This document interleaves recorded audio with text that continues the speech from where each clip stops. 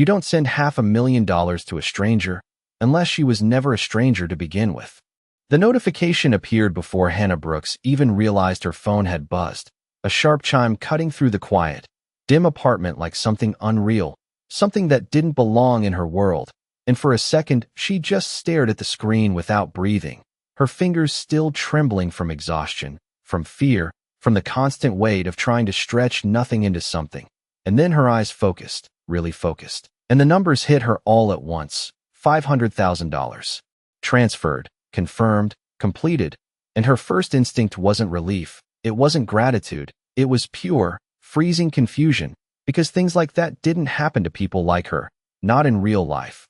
Not in this cramped one-bedroom where the heater clicked too loudly and the paint peeled near the windows. Not to a woman who had just spent the last 20 minutes standing in front of an empty kitchen counter wondering how she was going to feed her baby by morning. And for a long, terrifying moment she thought it had to be a mistake, some kind of error, some glitch that would disappear if she blinked. But it didn't. The number stayed there, solid, impossible, and her heart started pounding so hard it made her dizzy, because 10 minutes ago she had been sitting on that worn-out couch, phone in hand, staring at a message she never thought she'd send, typing and deleting, until desperation finally won, until pride finally broke, and she had written the words she hated more than anything, asking for help, asking for money, asking someone she thought she knew if they could just spot her a little until Friday. Just enough to buy baby formula, just enough to keep her daughter from crying through the night, just enough to survive one more day. And she remembered how her thumb had hovered over the send button, how her chest tightened with shame, how she whispered, "I'm sorry," even though no one could hear her. And then she hit send, not realizing in that moment that one wrong digit had changed everything, that the message wasn't going to the person she trusted, but to someone else entirely, someone who should have ignored it, deleted it, moved on like anyone else would. And when the reply came almost instantly, "I think you have the wrong number," her stomach dropped, her face burned, and she rushed to apologize, fingers flying across the screen as she tried to take it back, to erase the moment, to pretend it never happened. But instead of silence, instead of being dismissed, another message followed, calm, direct, almost unsettling in its simplicity. "Is your baby okay?" And that was the moment something shifted, something small but undeniable, because strangers didn't ask that. Not like that. Not with that kind of focus, and she told herself not to respond, told herself it wasn't safe, that nothing good ever came from trusting the wrong person. But the sound of her baby's soft, restless cries from the next room broke through every wall she had built, and exhaustion made her weaker than she wanted to admit. So she answered, short, guarded, trying to end it quickly, trying to hold on to what little control she had left. But the questions kept coming, not invasive, not pushy, just precise, like the person on the other end was piecing together something she didn't understand. And then without warning, without negotiation, without even asking for confirmation, the money came through, not $40, not $100, but $500,000. And now here she was, staring at the screen, her entire world tilting off balance, because this wasn't help. This was something else, something bigger, something she couldn't explain. And before she could even process what it meant, before she could decide whether to be grateful or afraid, another message appeared beneath the transfer. Just one word, simple, controlled, and somehow heavier than everything else. Wait. Hannah did not move, her thumb hovering just inches above the screen, as if even the slightest touch might undo everything, might make the number vanish or trigger something she did not understand. And her mind raced through every possible explanation, every worst-case scenario she had trained herself to expect after months of things going wrong, because nothing in her life had ever arrived this easily, this overwhelmingly, and certainly not from a stranger who had no reason to care whether her baby had eaten or not. And yet the proof sat there in her banking app, undeniable, more money than she had ever seen in her entire life, more than enough to cover rent for years, more than enough to erase every late notice folded on her kitchen counter, more than enough to change everything. And still that one word lingered heavier than the transfer itself. Wait. As if it was not a suggestion but an instruction, as if it came from someone who was used to being obeyed. and that realization sent a chill through her chest because it meant this was not random. It was intentional, controlled, deliberate, and suddenly the silence in the apartment felt different, tighter, like something unseen had stepped into her world without asking permission. And from the next room her daughter let out a soft, restless cry that snapped Hannah back into motion, instinct taking over where logic failed, and she rushed to the small crib tucked beside her bed, gently lifting the baby into her arms, whispering soft reassurances even though her own voice trembled, because none of this changed the immediate truth that her child was hungry, that the last bottle had already been stretched too far, that she had planned to walk to the 24-hour store down the street and hope her card would not get declined again. And now she stood there holding her daughter, rocking her slowly, torn between the urgency of what her baby needed and the strange, almost commanding pause hanging over her from that message. And she glanced back at her phone like it might explain itself if she stared long enough. But it stayed quiet for a few seconds that felt far longer than they should have, until another message finally appeared, lighting up the screen again.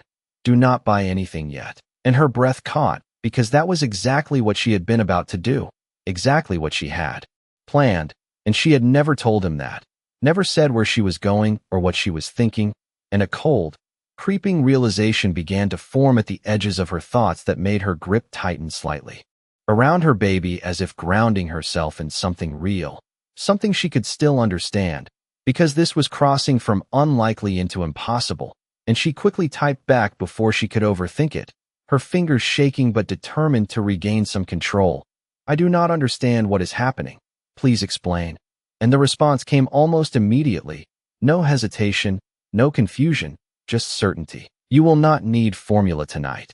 And that was the moment her heart skipped, not from relief, not from hope, but from something deeper, something sharper, because those words did not sound like reassurance. They sounded like knowledge, like a promise built on information she had never given. And as she stood there in the dim light of her apartment, holding her daughter close while staring at that message, one question rose louder than all the others. How could he possibly know that Hannah's fingers tightened around her phone as she stared at the message, her mind refusing to settle on a single explanation because none of them made sense?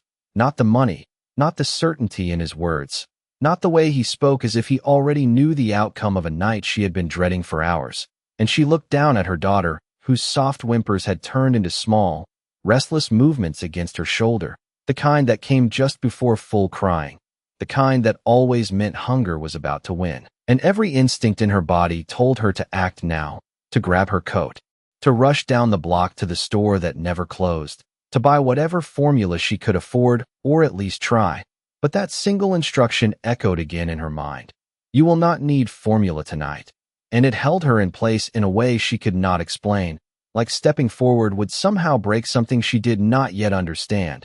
And she hated that feeling, hated the loss of control more than anything. So she forced herself to move, pacing slowly across the small apartment, trying to think logically, trying to anchor herself in facts, because facts were safe and predictable and did not shift beneath her feet. But the only facts she had were impossible ones. A stranger had sent her more money than she could comprehend. That same stranger was speaking as if he knew her situation in detail, and he was telling her not to solve the one problem she had been focused on all day. And before she could decide whether to listen or ignore him, her phone buzzed again, the sound sharper this time, more immediate, and she looked down to see another message. Check your door in 5 minutes. And her breath caught instantly, her body going still as the words sank in, because this was different. This was no longer just money or messages. This was physical, real, something that would cross the boundary of her space. And her eyes darted instinctively toward the front door of her apartment, as if she could already see something on the other side. But it remained quiet, unchanged, just a thin piece of wood separating her from a hallway that was usually empty at this hour. And a wave of unease washed over her, because she had never given her address, not in the message, not anywhere. She had been careful, always careful, and yet here was someone speaking as if they knew exactly where she was. And she quickly typed back, her pulse racing now. How do you know where I live? But the response did not come right away this time, and that silence stretched longer than before, filling the room with a tension that made every small sound feel amplified.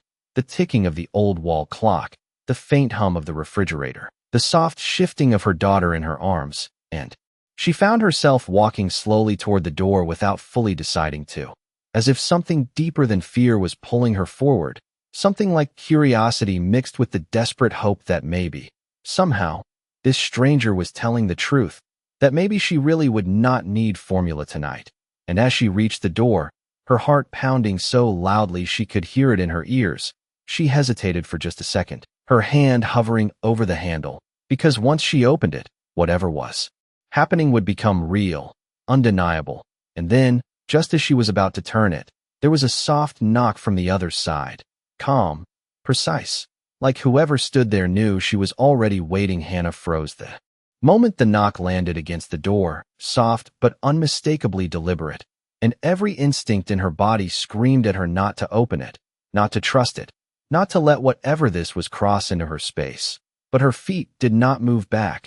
They stayed rooted in place, as if something stronger than fear was holding her there, and her daughter shifted in her arms with a small, fragile sound that reminded her why any of this even mattered, why she had sent that message in the first place, why she had allowed herself to be pulled into something she did not understand. And for a second she considered pretending she was not home, staying silent until whoever stood outside gave up and left.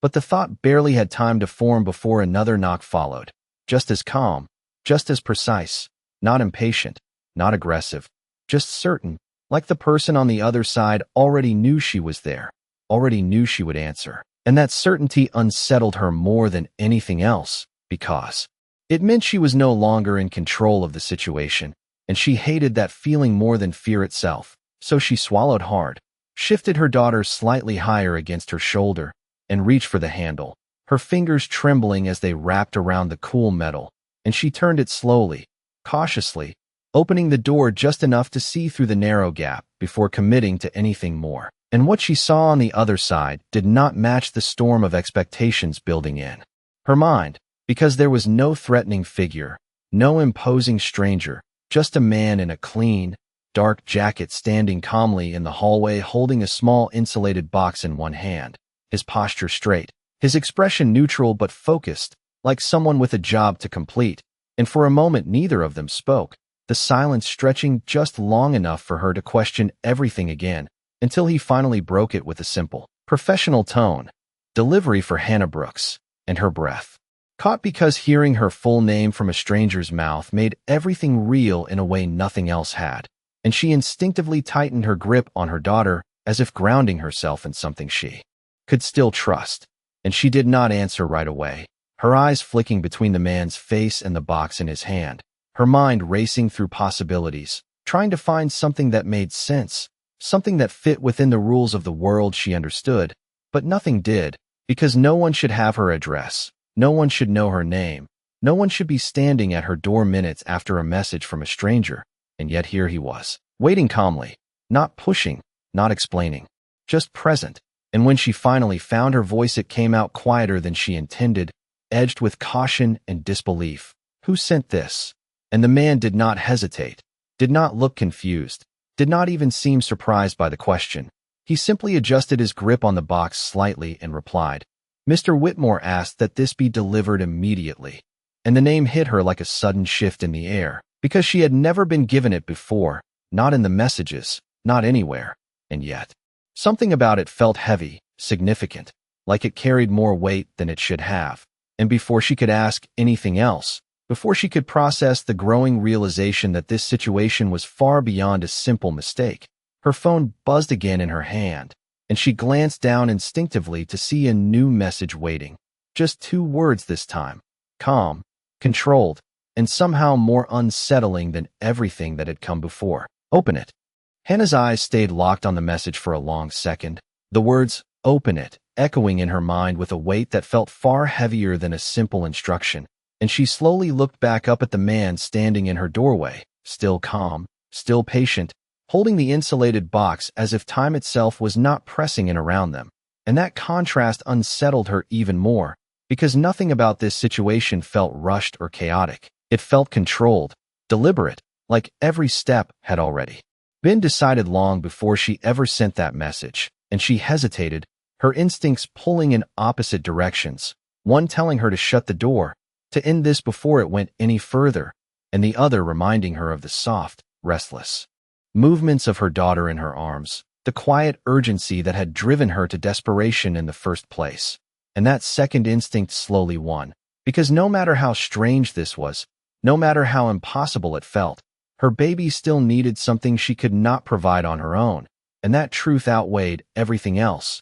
So with a cautious breath, she opened the door a little wider and reached out, her hand brushing against the cool surface of the box as the man passed it to her without a word, his movements precise, practiced, and the moment the weight settled into her hand, she felt it, heavier than she expected, solid, real, not some illusion or mistake, and the man gave a slight nod, almost respectful, before stepping back, already turning as if his role in this was complete, leaving her standing there in the doorway with more questions than answers, and something that felt like the center of it all held tightly in her grip, and for a brief second, she considered calling him back, demanding an explanation, asking how any of this was possible, but the words never came, because deep down she knew he would not have them. He was just part of something larger, something she was only beginning to see, and the hallway fell quiet again as he disappeared, leaving her alone with her daughter and the box, and she closed the door slowly, the soft click of the lock sounding louder than it should have in the stillness of the apartment, and she stood there for a moment, staring down at what she held, her heart still racing, her thoughts tangled between fear and something dangerously close to hope. And then her phone buzzed again in her hand, a silent reminder that this was not over, that she was being guided through something step by step, and she did not even need to look at the screen to know who it was, because there was only one person who could be behind this, only one person who seemed to know exactly what she needed before she did, and slowly, carefully she shifted her daughter against her shoulder and moved toward the small kitchen table, setting the box down in front of her as if it might disappear if she let go too quickly, and she glanced at the message, just to confirm what she already knew. Open it, still there, unchanged, steady, and she swallowed hard, her fingers moving to the lid, hesitating for just a fraction of a second as her mind raced through every possible outcome. But none of them felt as real as the moment she was standing in.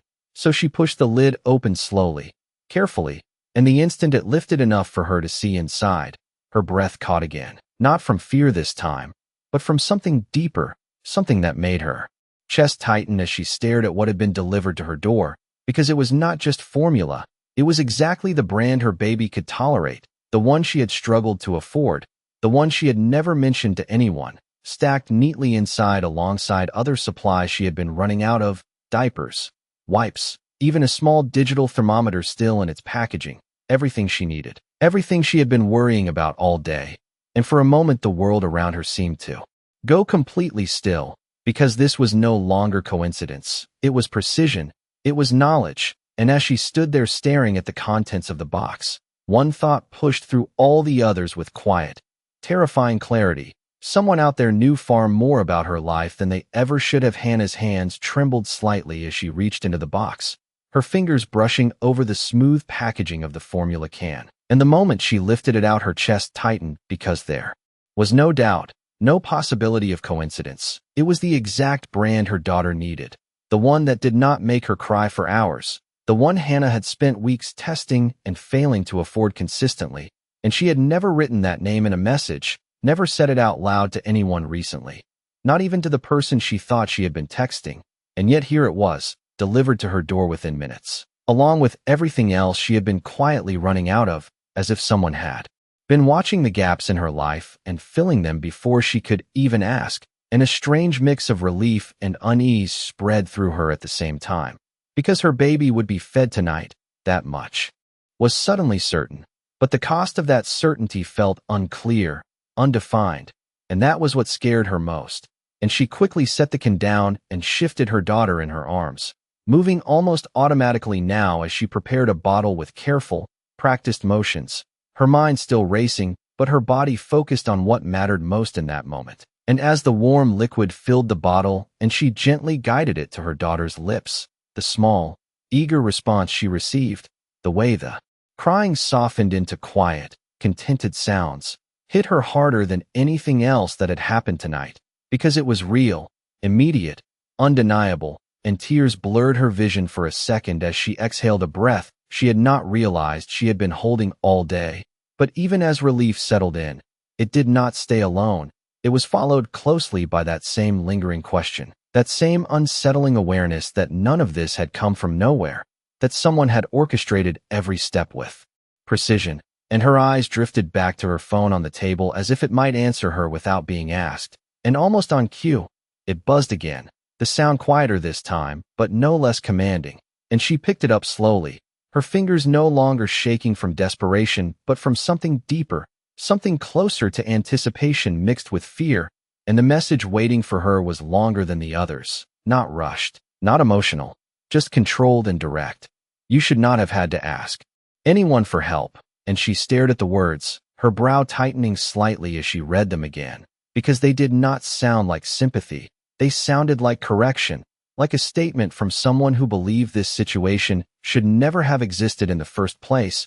And before she could decide how to respond, another message followed immediately. This is temporary. And that single sentence shifted everything again, because it implied continuation. It implied that what had happened tonight was only the beginning of something larger, something ongoing, and her grip on the phone tightened as a new wave of uncertainty rose. Because temporary help meant expectation, it meant involvement. It meant that whoever Daniel Whitmore was, he was not simply stepping in for one moment and disappearing. And that realization made her heart beat faster again, not from panic this time, but from the weight of something she could not yet define, and she hesitated before typing, choosing her words carefully, because for the first time she understood that this conversation mattered, that every response could lead her deeper into something she did not fully understand. Why are you doing this? She wrote, simple, direct, and the seconds that followed felt longer than any before, stretching out in silence until finally the screen lit up again with his reply. And the moment she read it, her breath caught once more, because it was not an explanation, it was something far more unsettling, far more personal than she had expected. Because you were never supposed to be in this position, Hannah. Hannah's breath caught in her throat as she read the message again, the words settling deeper this time, heavier, more personal than anything he had said before, and for a moment she forgot to move, forgot to think, because it was not just what he said, it was how he said it, like he was not guessing, not assuming, but stating something he knew to be true, and that realization sent a slow, unsettling chill through her chest. Because it meant this was no longer about a mistake. It was no longer about a stranger helping someone in need. It was something else entirely, something that reached into her past in a way she had not allowed anyone to in a long time. And she instinctively glanced down at her daughter, now calm, now safe, the bottle still in her tiny hands as she fed peacefully, unaware of the storm building just inches away.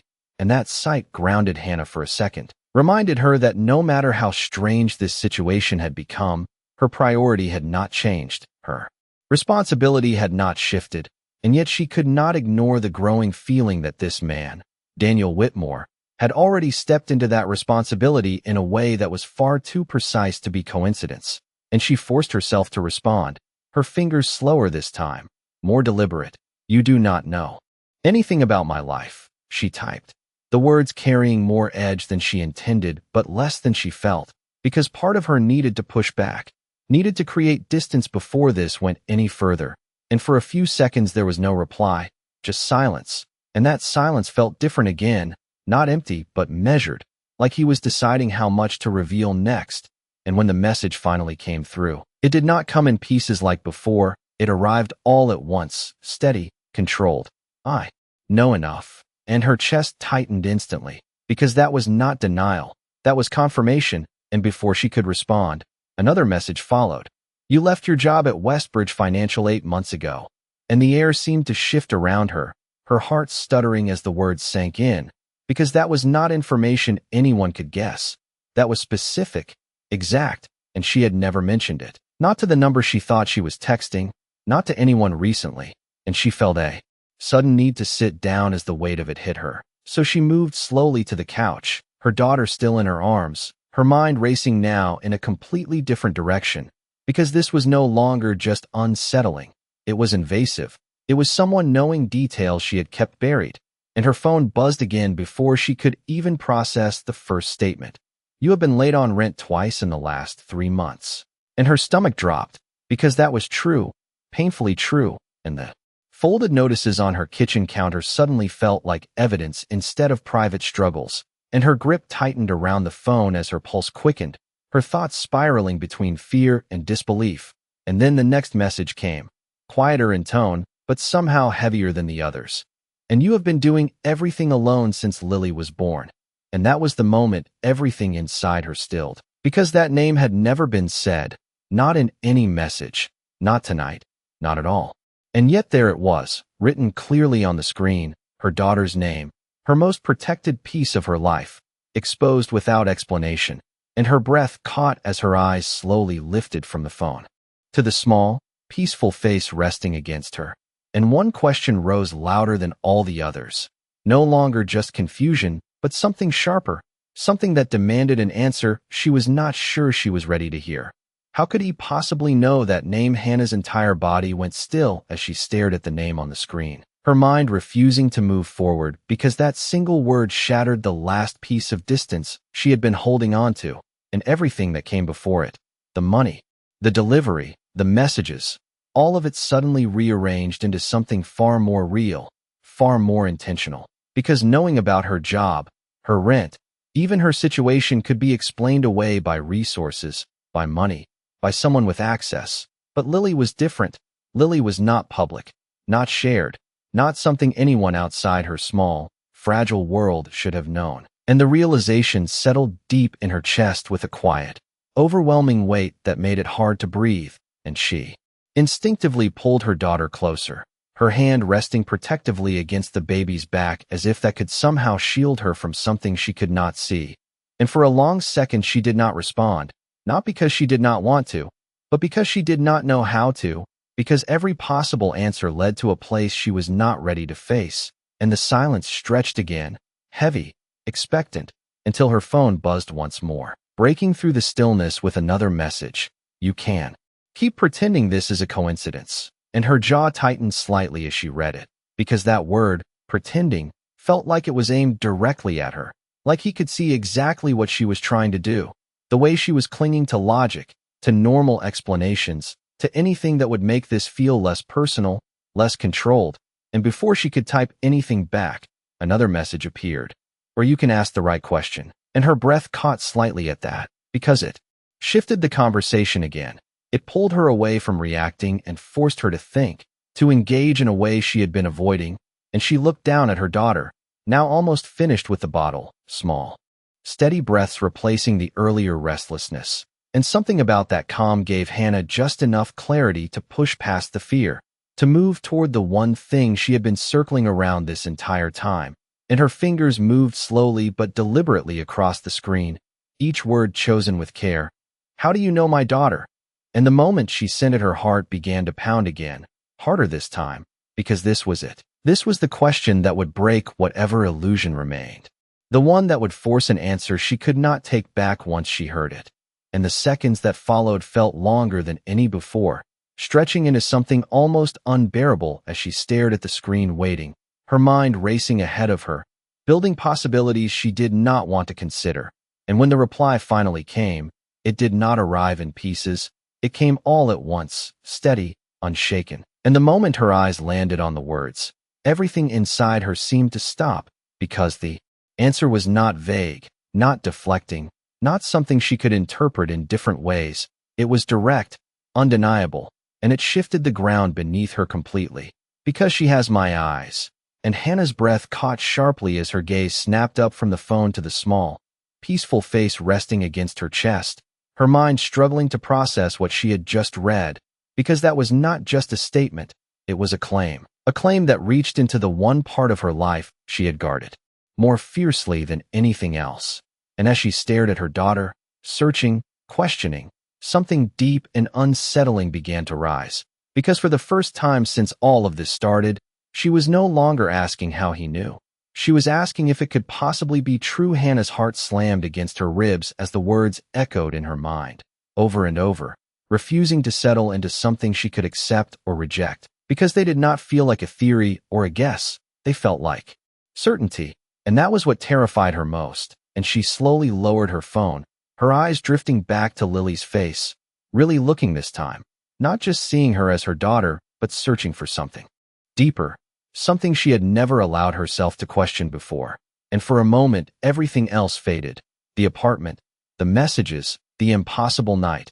It all disappeared as she focused on the small details, the curve of Lily's cheeks, the softness of her lashes, and then her eyes, those quiet, steady eyes that had always felt familiar in a way Hannah could never explain, and a faint, uneasy realization began to form at the edge of her thoughts, something she had pushed away every time. It surfaced, something she had never had the energy or the courage to explore, because her life had been about survival, not reflection, about getting through each day, not revisiting the past. But now that past was pushing back into the present with a force she could not ignore, and her fingers tightened slightly against the fabric of Lily's blanket as her mind raced backward, searching for anything that could connect the pieces, any moment, any encounter, any name that could explain how. Daniel Whitmore had entered this story in a way that felt less like coincidence and more like something that had been set in motion long ago. And her phone buzzed again in her hand, pulling her back just enough to see the next message. You finally see it. And her breath caught because it was not a question. It was an observation, like he had been waiting for this exact moment, like he knew the second doubt shifted into possibility. And she swallowed hard, her voice barely a whisper even. Though she was not speaking out loud, her thoughts forming words she could not stop. That is not possible. But her fingers did not type it. They hovered, frozen between denial and the need for answers. And before she could decide, another message appeared.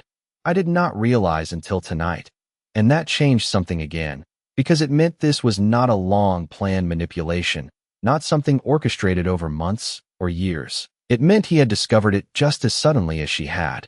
And that realization brought a different kind of fear, one that felt less controlled, more unpredictable, because if he had only just found out, then everything that happened next was unknown, even to him.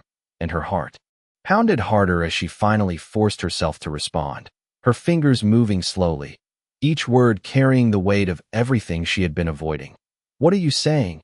And the seconds that followed stretched painfully, her mind filling the silence with possibilities she did not want to name, until finally his reply came through, steady as always. But this time there was something different beneath it, something that felt less distant, less controlled, something almost personal. I am saying we need to talk. And her breath caught again, because those words did not end anything. They opened something far bigger, something that could not be resolved through messages or money or deliveries, something that would require her to step into a truth she had never prepared for. And as she looked down at Lily one more time, her heart tightening with a mix of fear and something dangerously close to hope, her phone buzzed once more with a final message that made everything feel immediate, unavoidable. I am already on my way.